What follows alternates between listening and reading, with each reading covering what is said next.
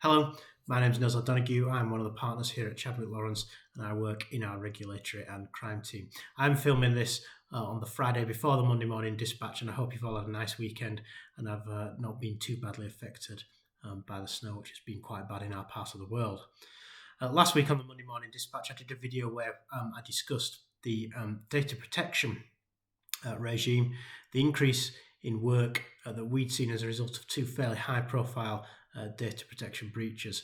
Since that video, data protection has been back in the news, and the government have released a press release, which I have in front of me, which specifies that they are seeking to change data protection legislation. The press release has a title which says British businesses to save billions under new UK version of GDPR. And what the press release also says is that the government is looking to cut down on what it calls pointless paperwork for businesses, and that it wants to reduce annoying cookie pop-ups, and as a result is looking to pass new legislation. The secretary behind this is the Technology Secretary, who is Michelle Donlan, and the bill is called the Digital Protection and Digital Information Bill.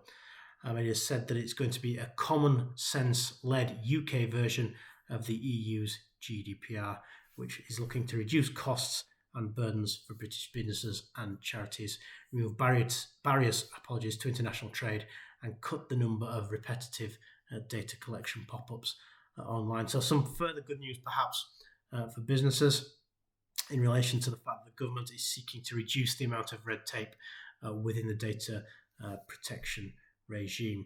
The government has produced some figures as part of this press release.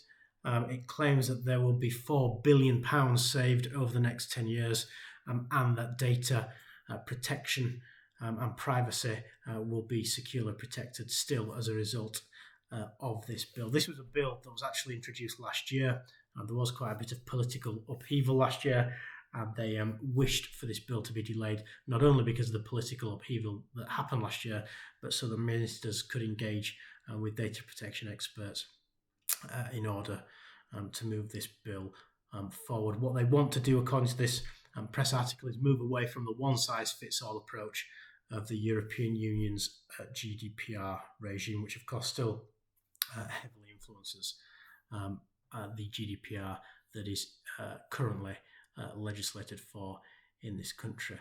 The press release says that the improved bill will introduce a simple, clear and business-friendly framework that will not be difficult or costly to implement, taking the best elements of GDPR and providing businesses with more flexibility about how they comply with the new data laws. The government want to seek to still maintain what they call data adequacy with the EU and wider international confidence in the UK's comprehensive data protection standards. So hopefully what the government is looking to do is reduce the burden on businesses whilst ensuring that data protection standards don't drop. Again, it talks about the savings that the government expects for business to save, which is 4.7 billion over the next 10 years, and maintaining the UK's internationally renowned data protection standards. There's some quotes from Michelle Donlan as well. The government feel that the data protection laws can also be beefed up because they will be increasing the fines for nuisance calls and text to either 4% of global turnover or 17.5 million, which is greater. And again, Michelle Donlan in her quote referencing that they wish to reduce the number of consent pop-ups people see online, which allow websites to collect data about an individual's visit. So the government clearly have a bee in their bonnet regarding pop-ups that are coming when an individual goes on a website that are related to GDPR. Finally, it's explaining the press release that the bill will strengthen the Information Commissioner's office through the creation of a statutory board with a chair and chief executive, so it can remain a world-leading independent data regulator and better support organisations to comply with data regulation. My view on all of this is twofold. One, it is to be welcomed if there is a simpler, easier data protection regime for businesses to comply with. I have to say, we will wait as professionals to see whether that can be achieved or whether the new regime will simply really be the same as the previous one.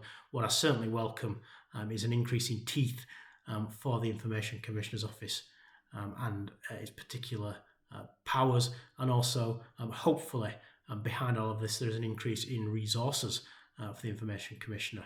And what I find is that actually the Information Commissioner has the powers that it needs, but is very badly under-resourced. So perhaps good news for businesses coming along, that a stripped back version of a UK-led data protection regime is coming. Hopefully this has helped. More good news for business for the second week in a row, which hopefully is a positive for the start of your week. As always, any questions or queries on data protection, please do either contact myself or my colleague Nicholas Worsnell. Thank you.